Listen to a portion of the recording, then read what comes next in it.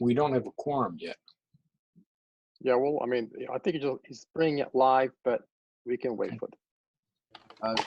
Michael just he's getting on shortly. He didn't have to wait. Good evening. Is that Tim Ring? I don't see Tim. All right, Tim's on. At least his voice is here. Oh, there he is. Ah, there he is. Okay, Is that better, sir? much. I'm not sure if it's Howard, is this a yellow shirt with a vest night? Actually, it's a pink shirt. It looks yellow in the lighting. Okay, I apologize. I'll have It's all right. I'll have to have my producer check, the lighting or something like that. Well, it's also because you're right below a yellow shirt with a dark vest right above you.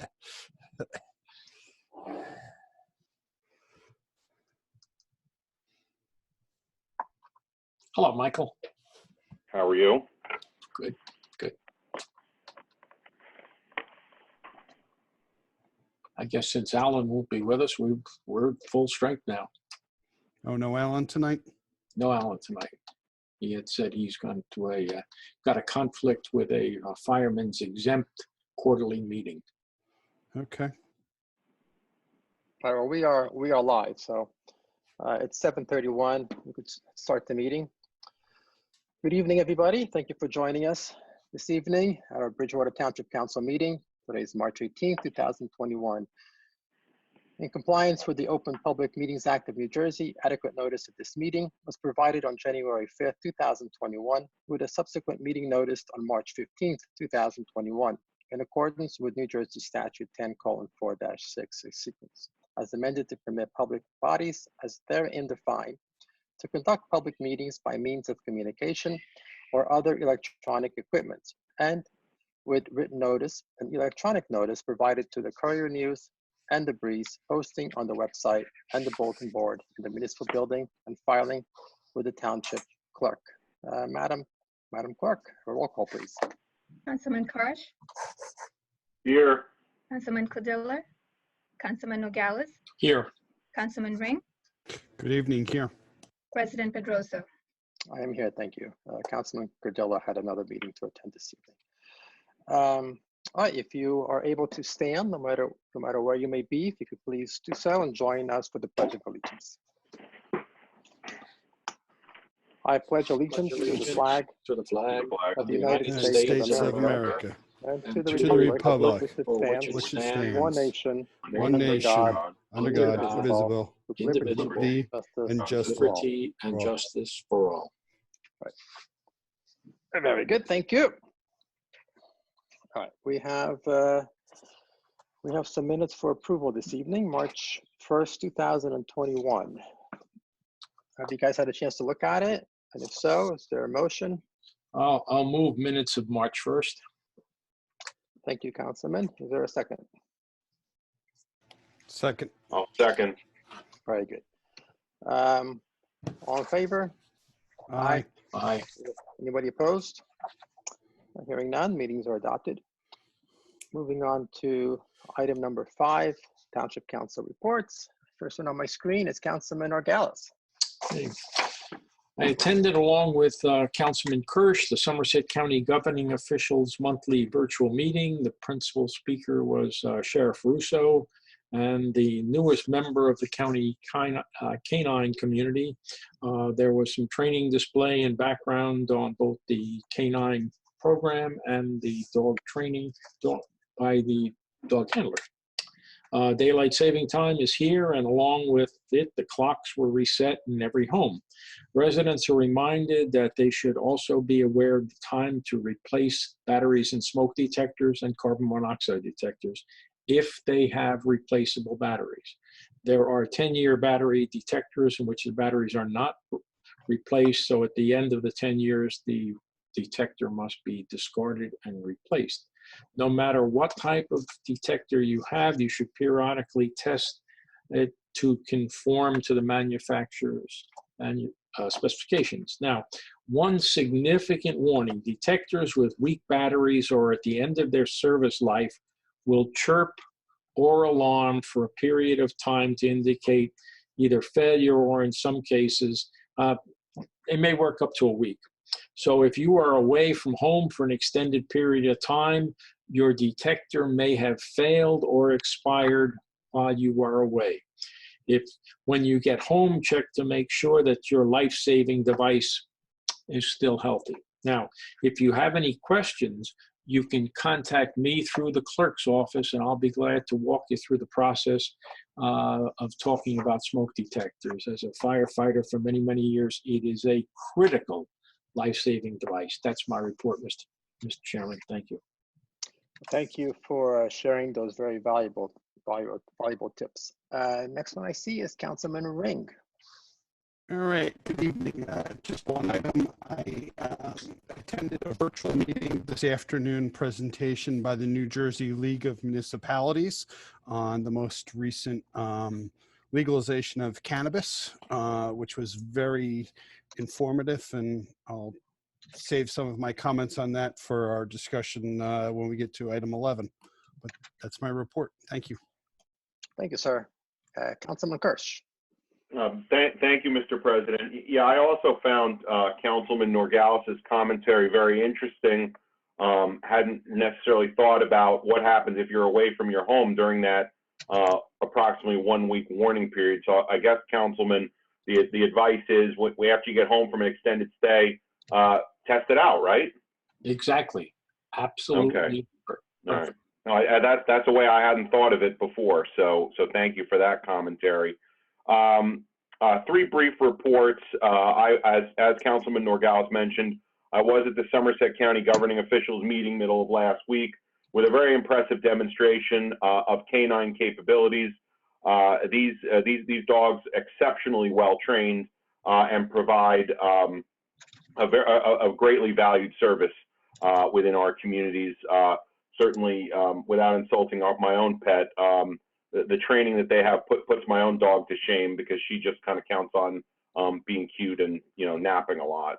Clearly, the dogs with the sheriff's department perform a vital function and are exceedingly well trained to do that. The school budget, school district budget, was approved at its first reading. A budget for the upcoming year, $174.4 million, a levy of $154.9 million, representing a 1.78% increase to the levy. And their hearing and final adoption is scheduled for April 27th. And then the final comment, the final event that I attended over the last few days was on Saturday afternoon. Community rally was held right on our courtyard by a group as well as individuals concerned about returning our students to school 5 days a week. It was well attended. There certainly was a great deal of passion shown in this area by those who attended, and that's my report. Thank you. Thank you, sir. Just let you guys know that the wireless telecommunication ordinance that was tabled is still making progress. I had continued to have further meetings on that and discussing it with key players and individuals, and so that's still going on, and hopefully we'll have something polished up for you guys soon. And this week I attended the Somerset County Regional Center Partnership meeting. That's all I have to report. So, Mayor's report. Yes, thank you, Council President. I have just a few brief items, as I know we have a long agenda this evening. This weekend, I also attended, along with Councilman Ring and Councilman Kirsch, the rally that was held in our courtyard with regard to reopening, parents who want to reopen schools. I was unbelievably impressed with the speakers, the students and the parents who spoke on behalf of their children and their passion on this issue. I share their concerns with them and hope that we can move quickly towards reopening our schools. One of the comments I mentioned when I spoke at that event that I'd like us to consider moving forward, at least have some more discussion on, is whether or not we should move Board of Ed elections back to April. In the past, it used to be in April. The Board of Ed changed it years ago when the state law changed, which allowed Board of Ed elections to be held in November. But of course, those elections get buried under all the other elections that take place in November. Everything else is partisan. Board of Ed elections are nonpartisan. And I think it's worth at least having a conversation about whether or not we would be better served by moving our elections back to April starting next year. So I asked that we consider that. I was also pleased last week that we were able to work out an arrangement with Atlantic Health, who has partnered with us to try to provide vaccines to all of our teachers who still need vaccines and have been unable to get them on their own. So we've started to work with that process with them to have that implemented for our teachers. So more to come on that, but it's certainly another avenue for teachers to attempt to get vaccines, and hopefully that will be a viable option for them moving forward. That's all I have for my report this evening. Thank you, sir, and thank you for your efforts in making efforts to get teachers vaccinated in our school system. Certainly important. Okay, moving on to item number 7, which is a proclamation for Women's History Month. Mayor? Yes, thank you. I was pleased to do this last year. Of course, unfortunately, last year we had a full room. And it was a great event. We also swore in our first female judge at that same event, which was a great evening. So today we'll do it virtually in honor of all the women who have contributed so much to our community, our nation, and certainly all of us personally. So with that said, I'll read the proclamation. Whereas American women of every race, class, and ethnic background have made historic contributions to the growth and strength of our nation in countless recorded and unrecorded ways. And whereas American women have played and continue to play critical economic, cultural, and social roles in every sphere of the life of our nation by constituting a significant portion of the labor force working inside and outside of the home. And whereas American women have played a unique role throughout the history of our nation by providing the majority of the volunteer labor force. And whereas American women are particularly important in the establishment of early charitable, philanthropic, and cultural institutions in our nation. Whereas American women of every race, class, and ethnic background served as early leaders in the forefront of every major progressive social change movement. And whereas Bridgewater Township has a rich history and rich history and present of raising strong and impactful women who have helped to shape not only the Bridgewater community, but have had positive changes all over the world. And whereas countless women activists, authors, athletes, entrepreneurs, and more have or currently do call Bridgewater home. And whereas Bridgewater Township constantly sees individual or groups of women making meaningful contributions to the community every day, which is creating the history and role models of tomorrow. Now, therefore, I do hereby proclaim March as Women's History Month and honor the women of this community and beyond for their vast and meaningful contributions to our lives. So thank you to all of our women in our community who contribute so much to what makes Bridgewater special. That's really a wonderful proclamation, Mayor. Thank you very much for presenting it. And I echo all of your sentiments. All right, moving on to item number 8. This is where we open the meeting to the public. Just to put everybody on notice, we do have a few ordinances for introduction. So if any member of the public wishes to comment on those ordinances, this would be your time. We also have obviously many resolutions on the agenda. So if you wish to provide any feedback to us on those, this would be your moment. So from what I gather from Mr. Winiger, we have, I guess, quite a list this evening of comments. So he's I'll going make a to motion open for the public.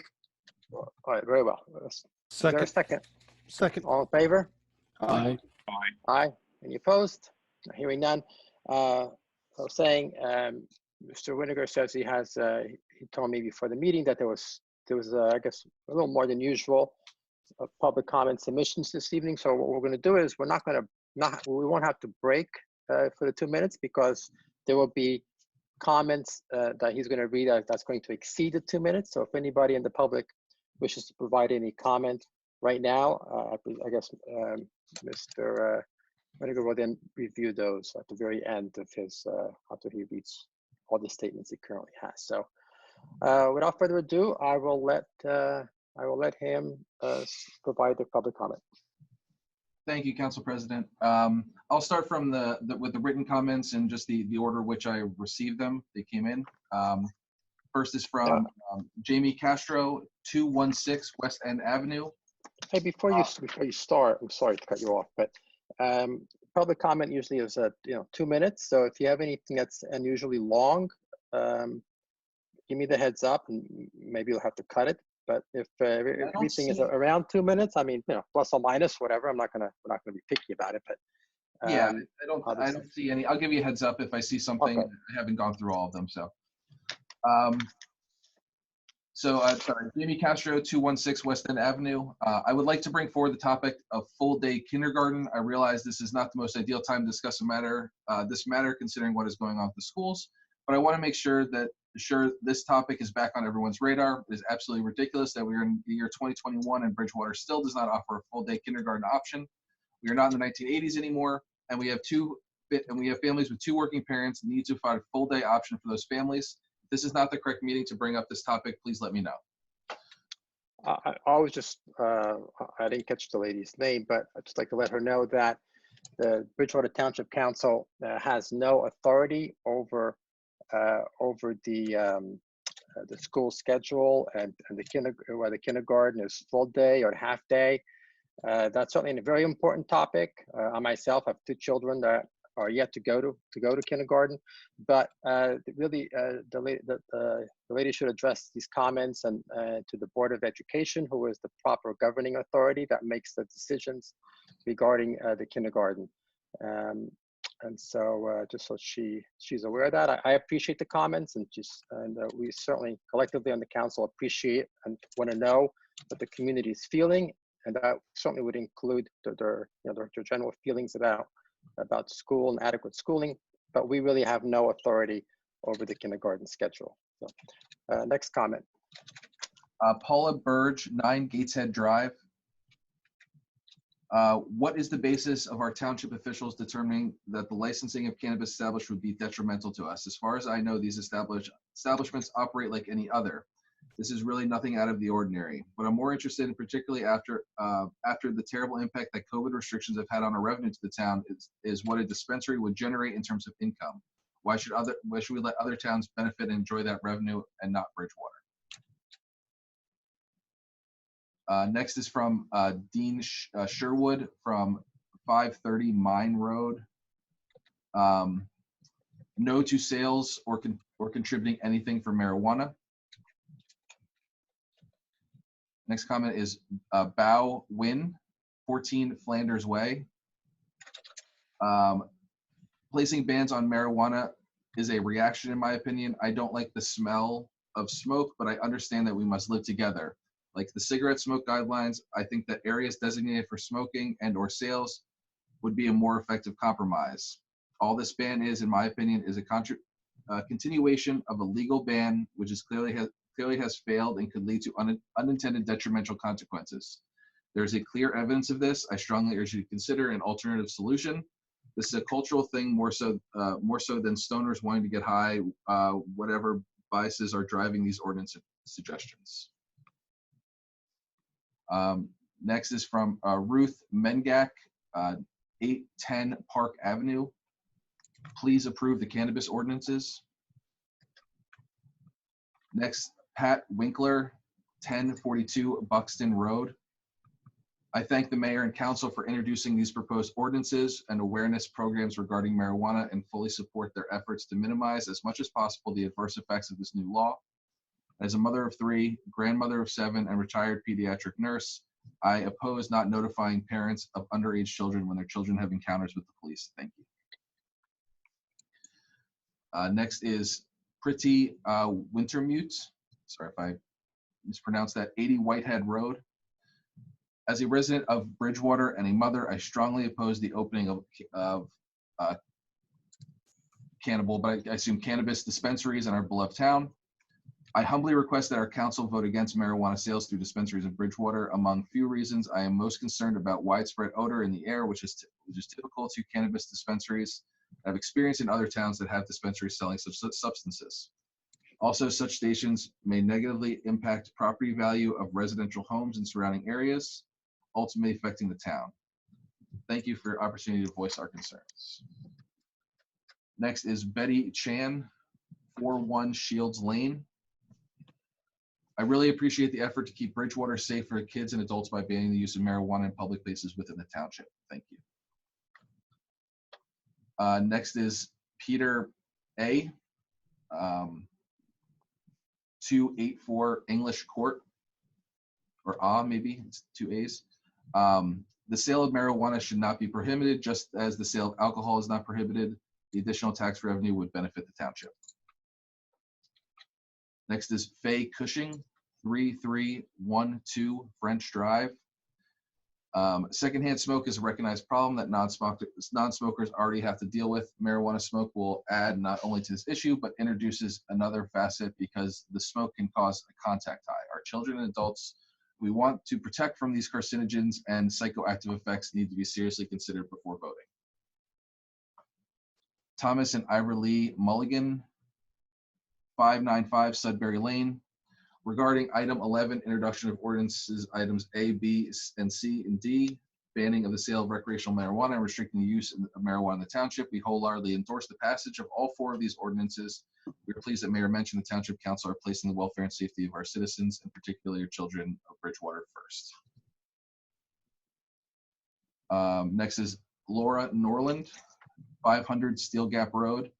I am against the use of recreational marijuana. I do not believe it will be a benefit to for the public. I was shocked that Governor Murphy used such poor judgment in legalizing it. Thank you, Bridgewater, for standing firm against its use in public locations.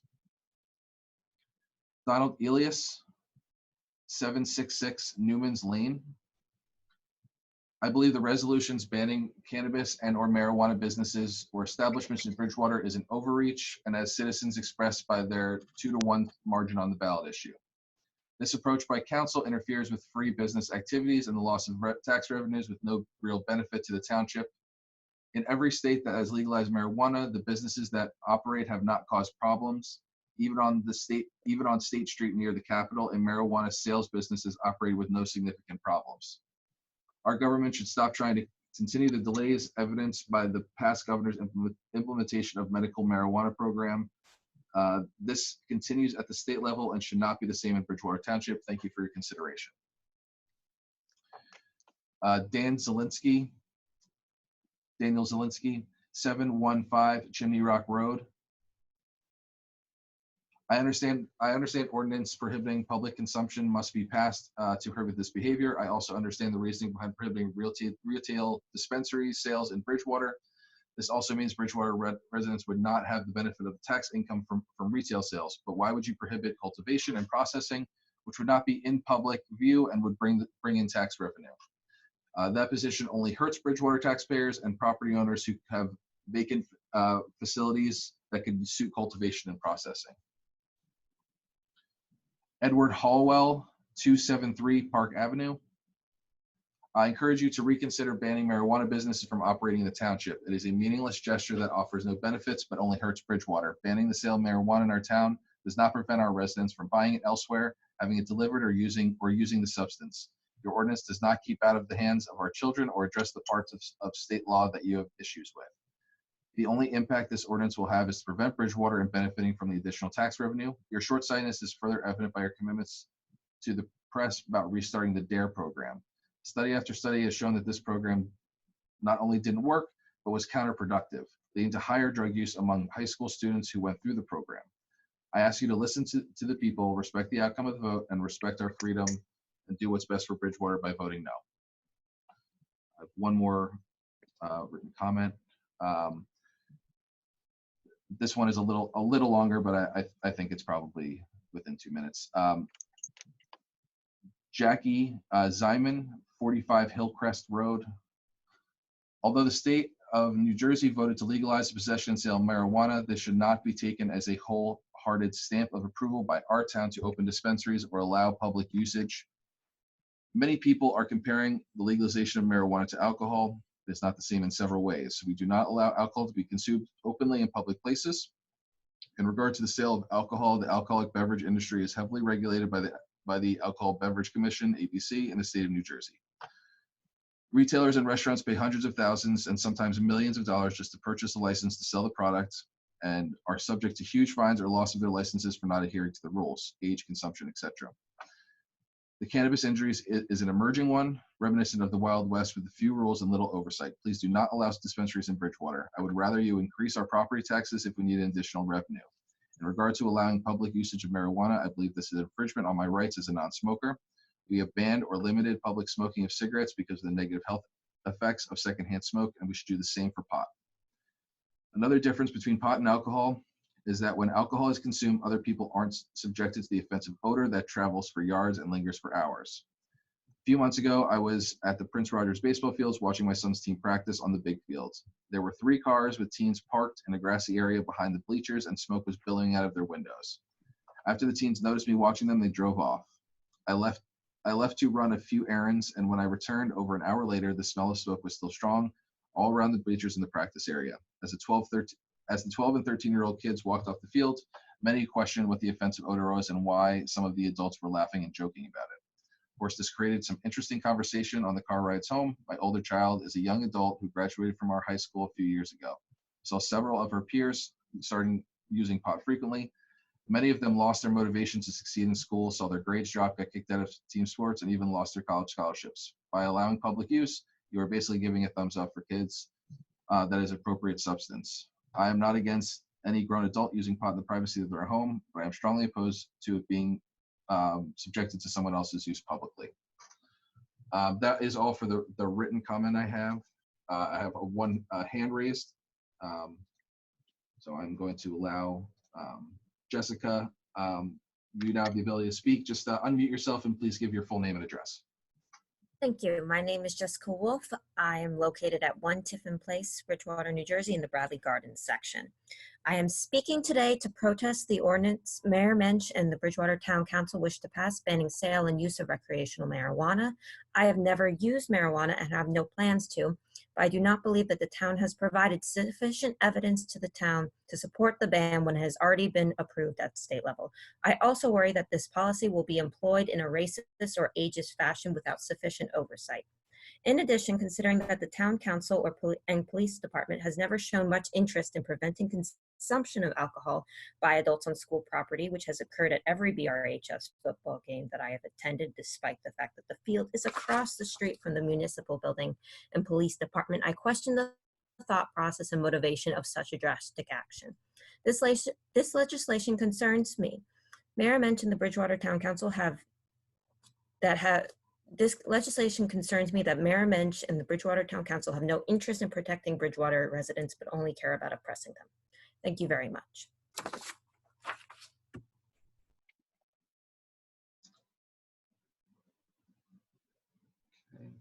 Okay. Next, I have Patty.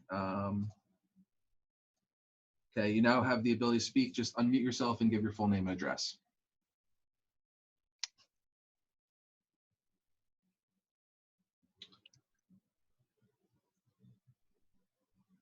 Patty, you just have to unmute yourself.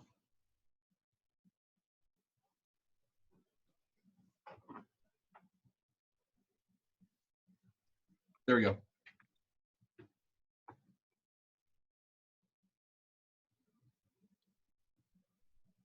You're unmuted now.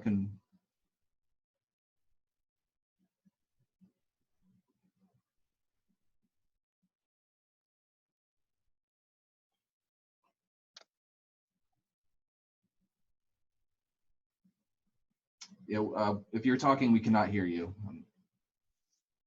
Is there somebody else? Can we come back to her? Maybe she can work out her technical issues. That's the only hand I have left. Let's give her 10 seconds then. See. Certainly welcome if this is not working to type in the Q&A. Wells, it looks like she lowered her hand. Okay, maybe she changed her mind. All right. Is there anybody else? I'm just gonna refresh my give me 1 second, apologies. I have nothing else. Okay, very good. Is there a motion to close the public session? So moved. So moved. I need a second. I'll second. second. Okay, all in favor? Aye. Aye, any opposed? Hearing none, we've closed the public session. So now moving on to item number 11, since we have no public hearing and final action ordinances this evening. Item 11A is the introduction of an ordinance. 11A, an ordinance repealing and replacing Chapter 53, recreational marijuana, of the municipal code of the Township of Bridgewater to comply with the state law and prohibit the operation of any class of cannabis business within the township's geographical boundaries. Administration? Yes, and Mr. Council President, I think I have some comments. I don't know if you want to read all four or take them individually. They're obviously kind of a package. I'll leave it up to you. I mean, they my are comments are.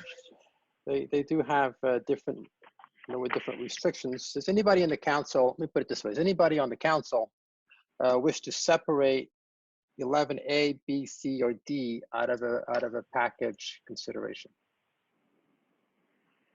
All right, hearing none, let me read. Okay. I'm sorry. That was a no. Okay, so let me read 11A through D, and then we'll let the mayor I guess speak about it, and then we can all discuss it as well. So 11A, I read. 11B, an ordinance amending section 126-324, general use restrictions, so as to specifically prohibit the operation of any class of marijuana establishment in all zones. 11C, an ordinance creating a new Chapter 54 entitled Cannabis Limitations to prohibit smoking, vaping, aerosolizing, or otherwise consuming cannabis or cannabis items on public property. And 11D, an ordinance amending Chapter 75, tobacco-free events of the municipal code of the Township of Bridgewater by adding recreational cannabis use to the prohibited conduct contemplated in the chapter. Mayor? Thank you, Council President. What you have before you is a series of ordinances that intends to regulate the use of recreational marijuana as permitted by the state enabling legislation. So for the members of the public and for the council, just as a brief procedural history and some background, a few years ago, the council introduced and passed an ordinance preemptively banning the sale of recreational marijuana in Bridgewater. When we did that, the issue was still pending. There was legislation at the time before the legislature. We weren't sure what that final product was going to look like. So we acted preemptively to make sure that if the legislature passed something legalizing it, we had protections in place in advance. The legislature was unable to pass legislation and instead turned to allowing this to be voted on directly by the citizens of New Jersey as a constitutional amendment. That constitutional amendment was broad, and it essentially said, do you support legalizing recreational marijuana, which passed throughout the state and here in Bridgewater affirmatively. What that constitutional amendment didn't do was set forth the framework within which how you actually enable it, which quite frankly is why the legislature should really take these actions as opposed to passing the buck to the residents through constitutional amendments. But be that as it may, the state has now enacted legislation to move forward with legalizing recreational marijuana. So that legislation, there's been some talk about it in the press, in addition to allowing individuals to possess up to certain amounts of marijuana, to use marijuana, also allows for the sale, distribution, and delivery services and all kinds of things related to the cannabis industry, which the state hopes to create. It also reduces the penalties for underage drinking to match now reduced penalties for underage use of alcohol, underage use of marijuana. It allows for it bans police officers from reporting to parents if they find their children using underage marijuana. It's not really have particularly serious penalties, if any at all. for adults who provide children who are underage with marijuana. The state apparently is trying to fix some of that. I've made it very clear that I believe that the legislation as passed is harmful to our citizens. I believe that the current form of the legislation is, as I've said before, it's anti-parent, anti-police, anti-family. This set of ordinances is a small step in what the state allows us to do. So for the public standpoint, the state specifically allows municipalities to prohibit the sale of recreational marijuana in its borders. So this is not something that we're coming up with as a creative end run. This is specifically allowed by the state. This is something that's promoted by the League of Municipalities. One of the reasons that this is promoted, and one of the reasons that I think it's essential that we do this, is under the law, we only have 6 months to enact the ordinance. Otherwise, you're prohibited from banning recreational marijuana for, I believe it's 5 years. And what that means is that if we allow it in, the sales of recreational marijuana, and we decide it's not, it has a negative effect in Bridgewater, we can't undo it. However, there's no prohibition to banning it and then at some future time, if it is deemed appropriate, to relax or amend this ordinance. We can't do the reverse. And on top of that, the cannabis industry, which is going to be regulated by the state, those regulations aren't going to be put out until after the time for us to decide whether or not we want to allow recreational marijuana in Bridgewater. So we have a choice. The choice is we do nothing, and then the enactment of recreational marijuana sales is completely out of our hands. We can't stop it from coming into Bridgewater. We have no idea what the regulations will look like, and there's nothing we can do about it for 5 years. That's why the state legislation specifically allows us to ban it now, and then in the future, if all the positives attributes are there that advocates speak of and there's no negatives, this council or future council can decide whether or not they want to revisit this issue. But we can't do it the other way. If a business comes in, we can't change the ordinance and therefore prohibit them. So what you have before you, the first two ordinances deal with repealing the one that we initially passed, which by state law is now void, and replacing it with the current one, which bans various classes of marijuana sales as specifically allowed by state law. It does not prohibit anybody from possessing marijuana or using marijuana in their home, in their car, having it, anything like that.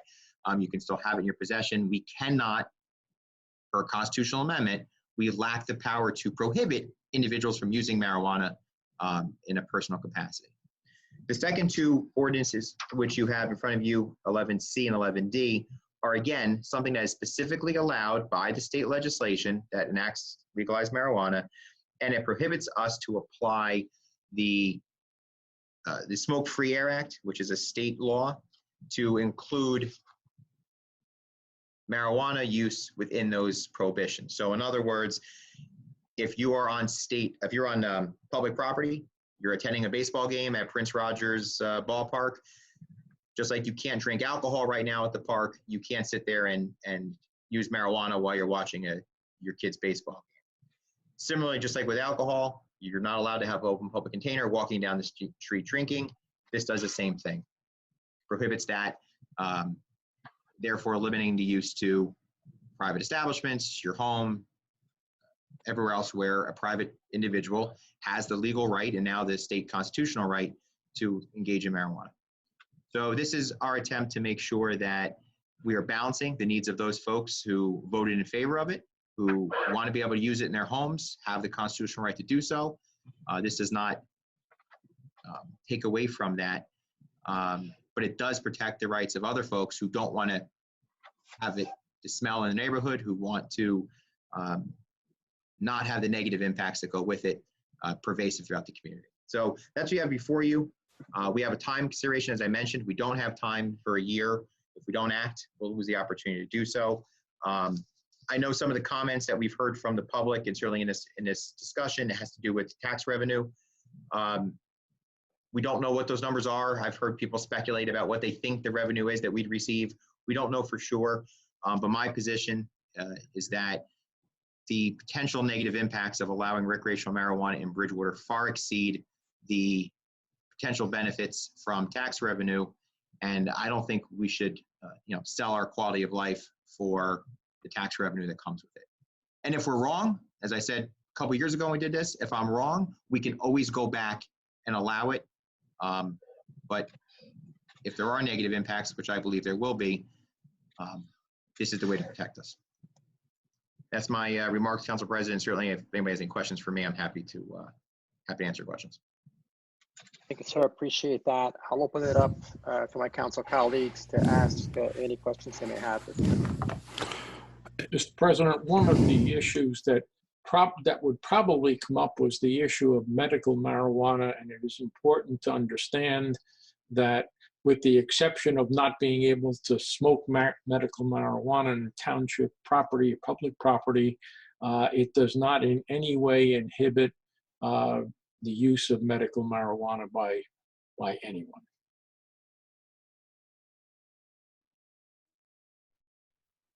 Is that a question or just a comment? That's just a comment. Okay, very good. Does anybody else have a comment or a question?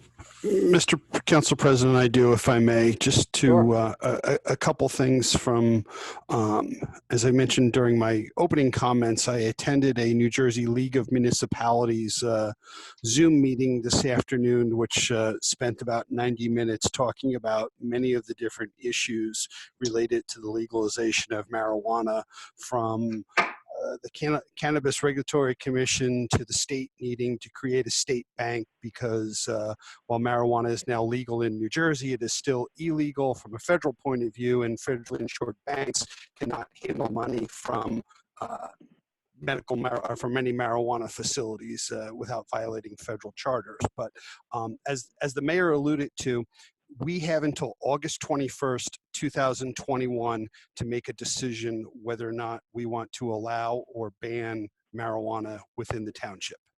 The Cannabis Regulatory Commission, who will determine the operating rules from how many facilities we can have in the town, how many can be in the state, the costs, everything associated with the operating of those facilities, has until August 22nd of 2021 to put their recommended policies forward. The day after, we have to make a deadline. During there was a recent piece on New Jersey 101.5 where the governor was quoted as saying, "We have stumbled to get to this point and will stumble further to get to a better place." And when we're talking about marijuana and stumbling through this, it is concerning. As the mayor alluded to, if we choose not to take action and ban this, and the Cannabis Regulatory Commission comes out on August 22nd, and we don't like the rules, at that point it's too late. We're stuck with this for 5 years. In that 5-year period, if a facility opens, when the 5-year window comes up, we can't close that facility down. They would be grandfathered. If we decide to move forward with these ordinances and ban the sale of marijuana in Bridgewater, we can, on August 23rd, when the rules come out, say, hey, you know what, we're comfortable with this, and we can reverse our ordinance. We can reverse our ordinance and allow it at any time, but we cannot ban it at any time. So for the state to ask us to make a decision today without knowing what all the rules are, how these facilities will operate in our town, I think is premature of the state, quite frankly. And I know there's a lot of discussions about revenue. There is actually a cap. We, according to the League of Municipalities, cannot tax more than 2% of the retail portion. So if a medical marijuana facility did $1 million sales in Bridgewater in a year, the most we can generate from that is $20,000. And we would then have to figure out, what are the negatives, if there are any associated costs with police security, any of that kind of stuff. So I think it's important, it's unfortunate that the state has put us in a situation where we have to make a decision before the state presents all the facts. I realize that, a lot of people spoke tonight, shared their opinions. I appreciate that. And I thank them for taking the time to share their thoughts. I'm cognizant of the fact that, the majority of Bridgewater voters voted to approve this. I just wish before we could make a decision, we had all the facts from the state. And unfortunately, we do not. That's my comments. Mr. President, Yes, jump right in. few brief comments. First of all, thank you, Mayor Mensch, for outlining both the legislation that is before us as well as the rationale behind it. I want to compliment so many residents for making their feelings known on pending ordinances 11A through 11D. We enjoy the dialogue with the public and welcome it on this and any other issue of mutual concern. Recreational marijuana is now legal within the state of New Jersey, subject to a series of pending regulations. Bridgewater's mayor and council have an absolute responsibility for determining how our community is planned and what it looks like. The impact of recreational marijuana dispensaries are simply unknown. Until and unless real and documented benefits in other communities are shown that clearly and unequivocally far exceed negative impacts, the wait and see approach advocated here, specifically in ordinances 11A and 11B, is the wisest approach. Ordinances 11C and 11D will protect our collective quality of life by restricting public use of recreational marijuana. These proposals have no impact on the ability of adults 21 and over to legally use recreational marijuana in the privacy of their own homes. I will be supporting all 4 of these ordinances. Thank you.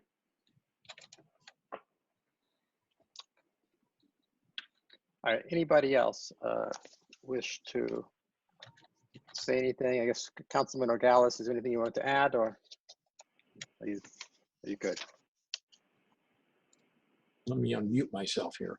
I am totally supportive of all 4 of these. I think it is truly a quality of life issue. I respect the views of the residents to the other side of the coin, but I think in the greater good to be satisfied here is to introduce all 4 of these, 11A, 11B, C, and D, and move them forward. Thank you, sir. I too concur with the mayor and my fellow council members. I want to thank the mayor for taking the initiative and bringing these ordinances forward. And I share in his ideology that Bridgewater Township is a family township, that we respect law enforcement and we care deeply about our quality of life. I echo his sentiment that our quality of life is not for sale. It should never be for sale. And we should do everything that we can to possibly protect what we have. So I don't really pass judgment on people's adults' wishes to smoke or not smoke marijuana and cannabis products and use those products. And that's really your business. However, the sale of marijuana in the township and those products, I do think do impact our quality of life, do impact many things that come with it, and certainly we don't want our children in the township having easy access to these products. Now, people can still buy their cannabis products, certainly in neighboring townships. So it's not like they're not going to have access to it at all. But Bridgewater Township regulates other aspects of other products. I mean, for example, we don't have gentlemen clubs in Bridgewater Township. We've chosen that not to allow those in the township. So we don't have gun sales in the township. We strongly limit and restrict the sale of alcoholic products. So these are things that the governing body does to protect what we feel is our quality of life and what our residents want and what the Bridgewater community wants. And I strongly believe that many people, not everybody, but many people come to Bridgewater Township to raise a family, and that's really what their priorities are in providing the best neighborhood and community for their children to grow up in, and having a really a strong, solid quality of life that we do have in this township, and the township that I grew up in, I love dearly, and I hope I have 4 children, and I hope to one day leave them Bridgewater as great as it was for me, and so that's really my focus, and I really think that these ordinances help keep Bridgewater great. So I support them, and I'll entertain a motion to introduce them. Now, keep in mind, just for the public to be aware that tonight we're just introducing the ordinances. It does go through a step. It has to be published in the newspaper, and then this will come back at a following council meeting for final adoption. So, is there a motion to introduce?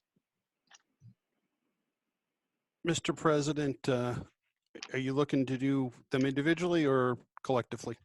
You can do them all collectively if you like.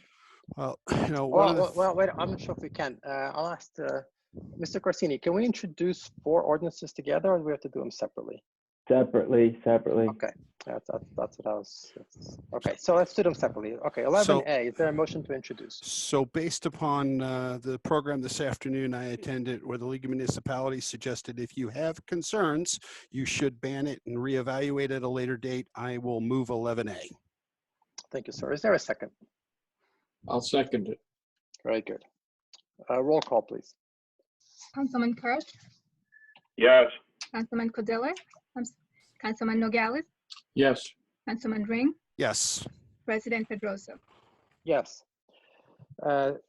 Set notice. Yes, final notice will be scheduled for April 5th at 7:30 p.m. A link will be made available to the public, and copies will also be made available to the public. Thank you. 11B, is there a motion? I'll move it. Thank you. Is there a second? Second. Roll call, please. Councilman Kirsch, Yes.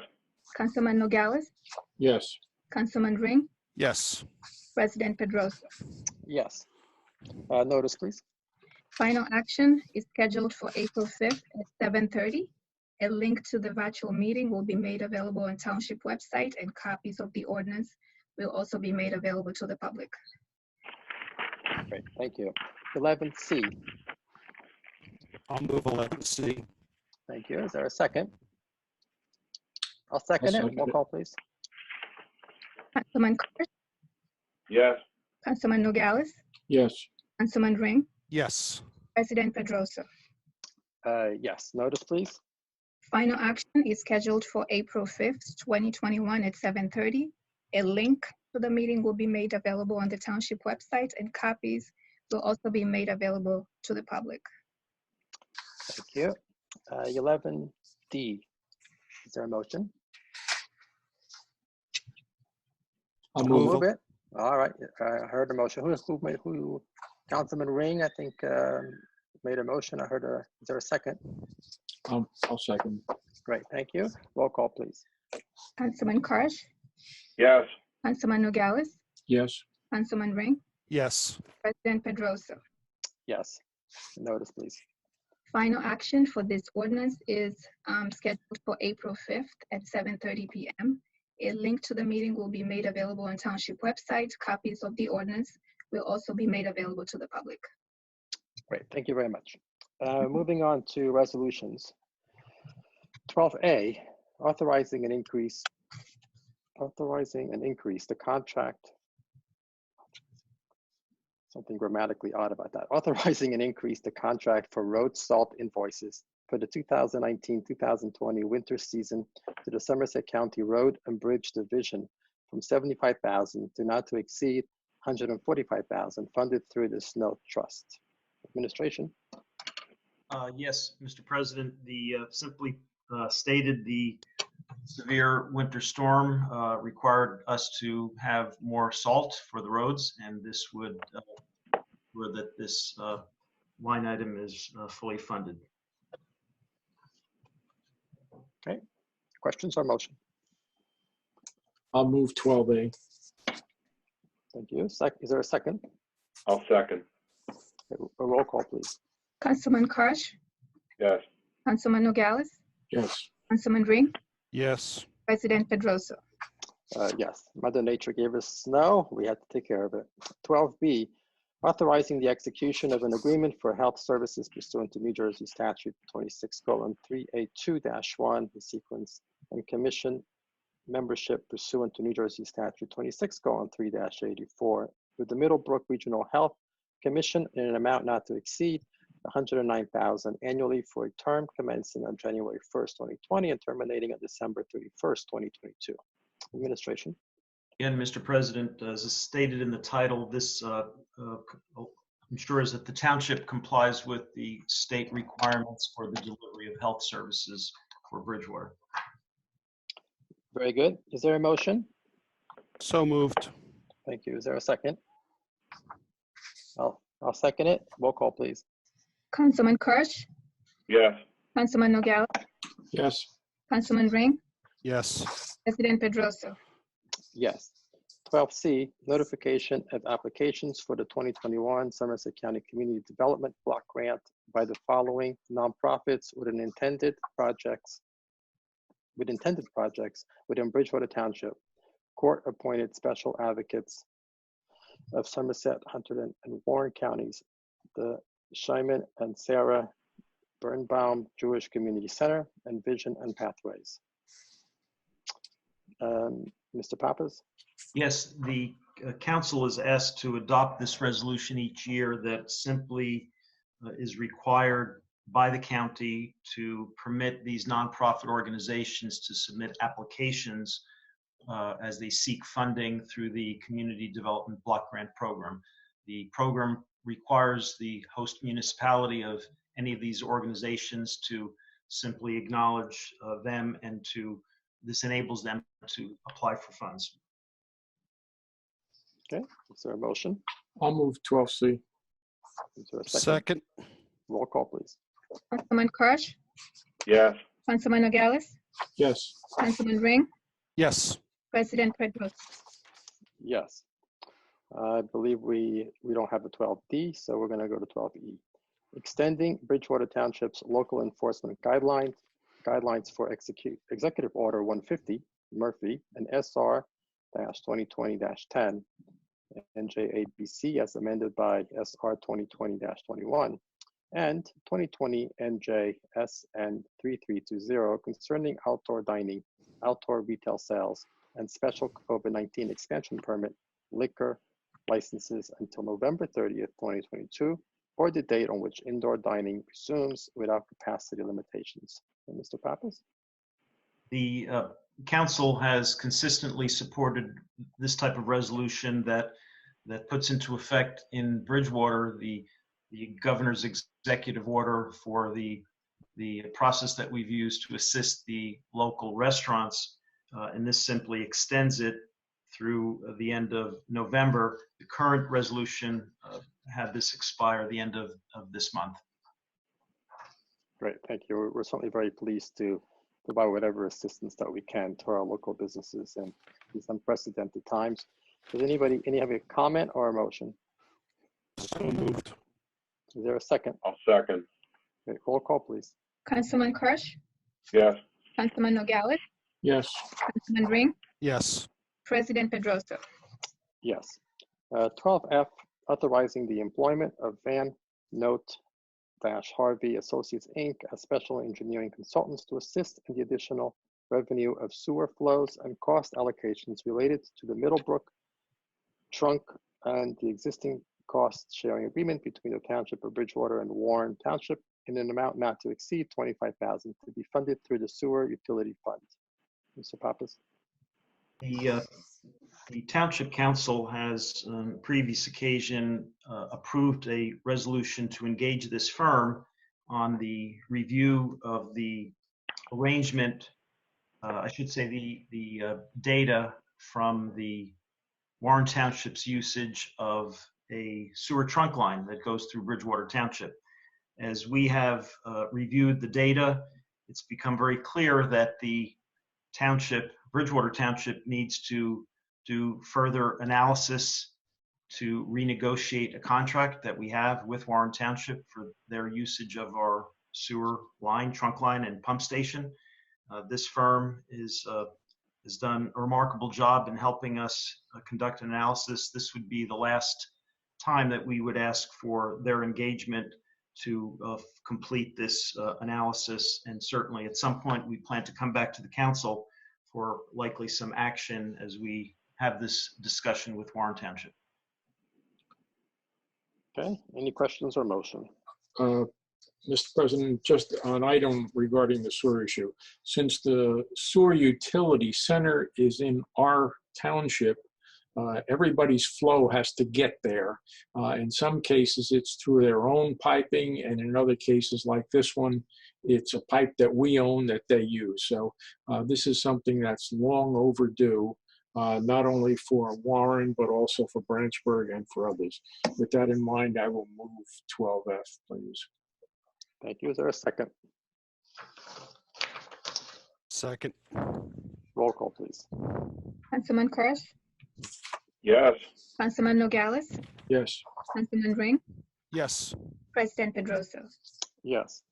12G, authorizing final payment in the amount of $75,637 to IBN Construction Corporation at 49 Harmon Street, Newark, New Jersey, and acceptance of the project for the demolition of structures at Camp Cromwell project funded through the Open Space Fund. Mr. Pappas. Mr. President, just a note here, that was changed to, it is, no, never mind. I withdraw the comment. Thank you. Okay, Mr. Pappas. The council had authorized the contract with this firm to demolish some of the ancillary structures at Camp Cromwell. This closes this project out. The dollar amount is the dollar amount that had been authorized. There is no increase, and we appreciate the council's support to finalize this. If I may, I believe Tom Genova was instrumental in renegotiating this contract, which originally was let at one point last year at a much higher rate. So he did a good job in protecting our assets. That's correct. Got a motion?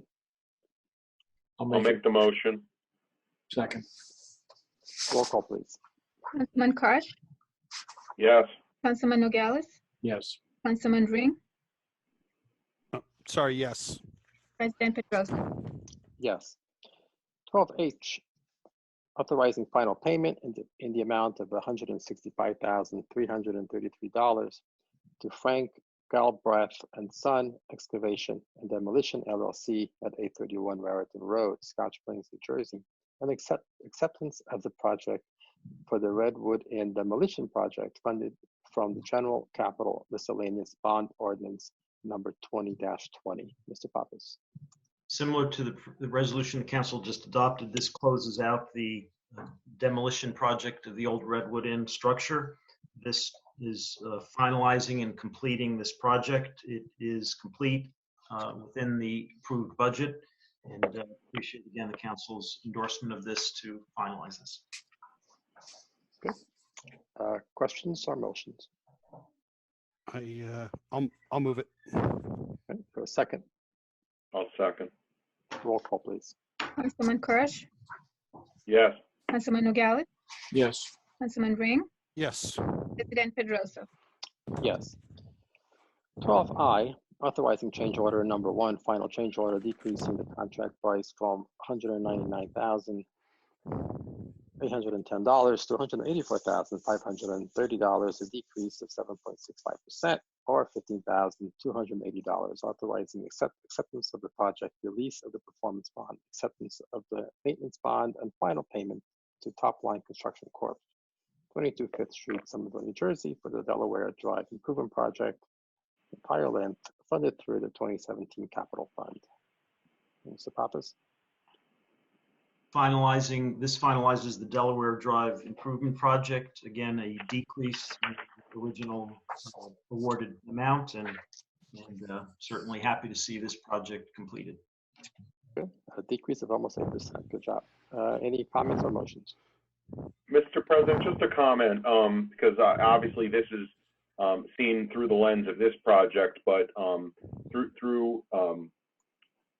throughout the last year and a half, we've seen this as a pattern where projects are coming in under budget.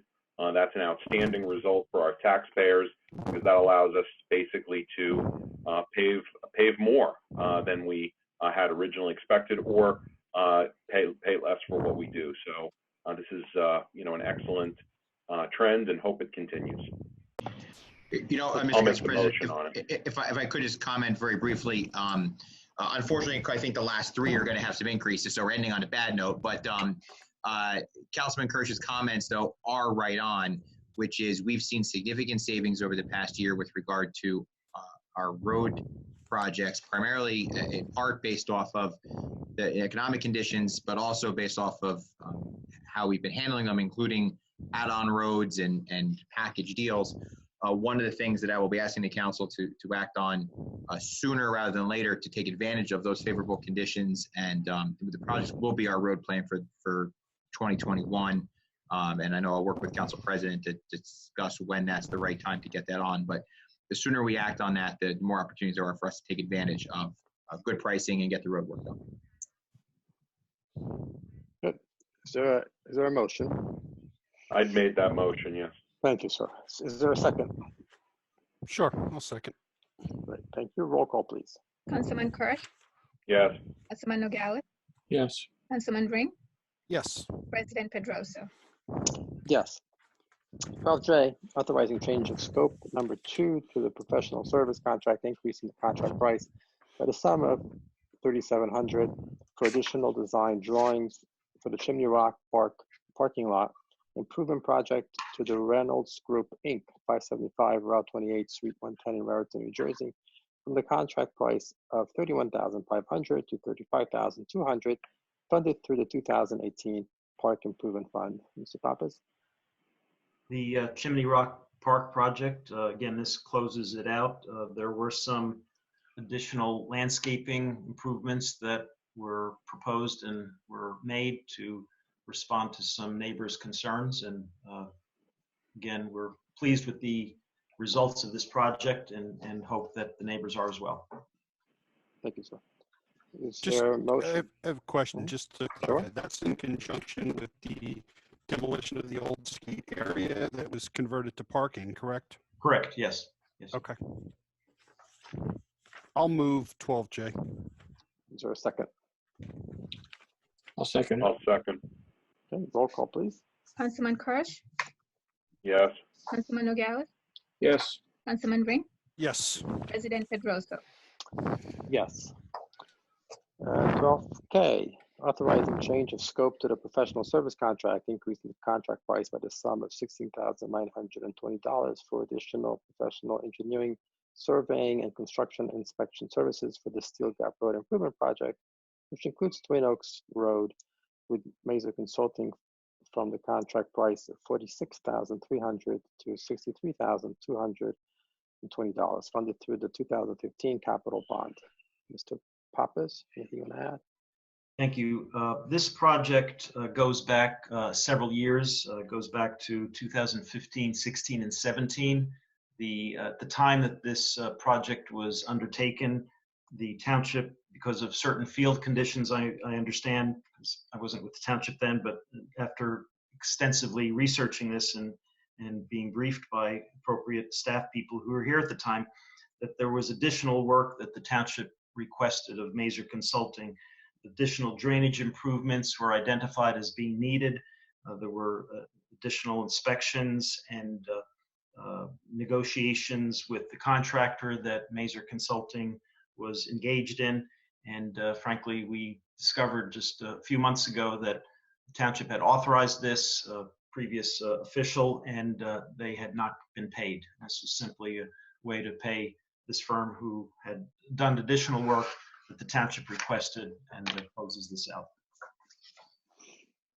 Very good. Is there a motion? I'll make the motion. A second? Who's this? Oh, sorry, who's that? I'll second. Is there- I'll second it. Did we- All right. Roll call, please. Councilman Kirsch, Yes. Councilman Nogales, Yes. Councilman Ring, Yes. President Pedroso. Yes.